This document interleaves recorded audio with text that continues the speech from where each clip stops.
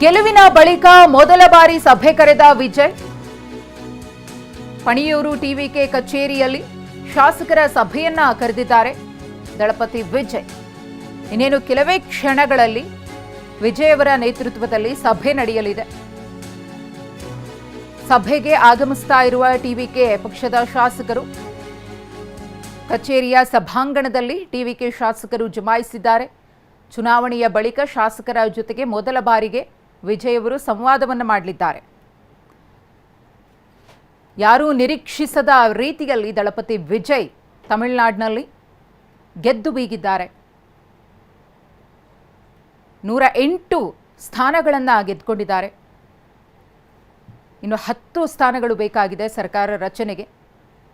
ಯಾರ ಜೊತೆ ಅವರು ಕೈ ಜೋಡಿಸ್ತಾರೆ ಅಥವಾ ವಿಜಯ್ ಅವರ ಜೊತೆಗೆ ಯಾರು ಕೈ ಜೋಡಿಸ್ತಾರೆ ಅನ್ನೋ ಕುತೂಹಲ ಇದೆ. ಆದರೆ ಸರ್ಕಾರ ರಚನೆಗೂ ಮುನ್ನ ಗೆದ್ದ ಶಾಸಕರ ಜೊತೆಗೆ ದಳಪತಿ ವಿಜಯ್ ಅವರು ಸಂವಾದವನ್ನು ನಡೆಸಲಿದ್ದಾರೆ, ಸಭೆಯನ್ನು ಮಾಡಲಿದ್ದಾರೆ.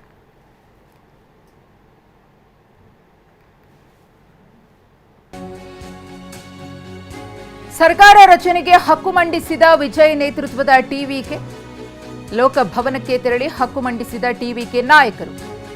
ಟಿವಿಕೆ ಪ್ರಧಾನ ಕಾರ್ಯದರ್ಶಿ ಆನಂದ್ ಮತ್ತು ಪದಾಧಿಕಾರಿಗಳು, ಕಾರ್ಯಕಾರಿ ಸಮಿತಿ ಸದಸ್ಯ ಸಫಿವುಲ್ಲಾ ತಂಡದಿಂದ ಪತ್ರ ಸಲ್ಲಿಕೆಯಾಗಿದೆ.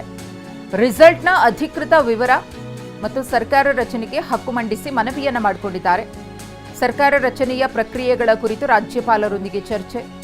ಪತ್ರ ಪರಿಶೀಲನೆಯ ಬಳಿಕ ಟಿವಿಕೆ ನಾಯಕರನ್ನ ರಾಜ್ಯಪಾಲರು ಆಹ್ವಾನಿಸಲಿದ್ದಾರೆ.